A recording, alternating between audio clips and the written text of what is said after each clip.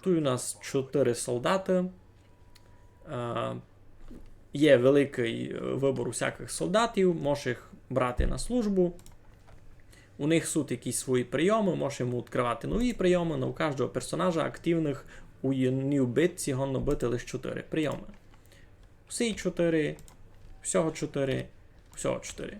Деякі прийоми можеш основати лише на специфічних позиціях. Значить, логічно мати позицію першу, другу, третю, четверту, бо у кожного з них будуть інші комбінації прийомів, які будуть не на хосен, кіть персонаж стоїть у другій, а в первій позиції, наприклад.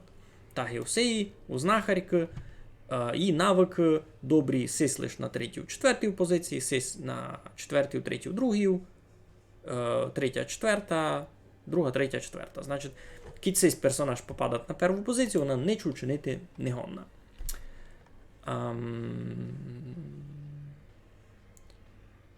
Що б хотів? Бити пауків їм хотів. А він ще й не вмер. Сятив бися. Та що чиниме? І сись не вмер. Щось... Йой-йой-йой, мені ся не любить. Кобосяк нараз, було би друге діло. У нього лише 23 здоров'я? Чого? А чого він такий слабий? Йой. Бо він нульового левела. Йой, він нульового уровня. Та зато він такий слабий. От у мене тут і 2. Це ти свою знахарку похвалив.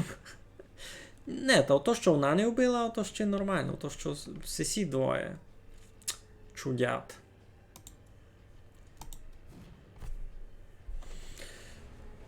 Видите, за то дуже не люблю цих пауків. Вони ся видять слабі, або битися проти них така мерзота.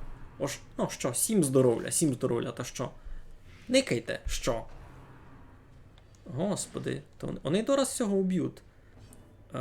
Треба його полічити. Слабий, бо не їв токанкою, був малий. Правду кажеш, авать пасулю. Коби їв більше пасулі, були б в нього шанси. А сяк тяжко.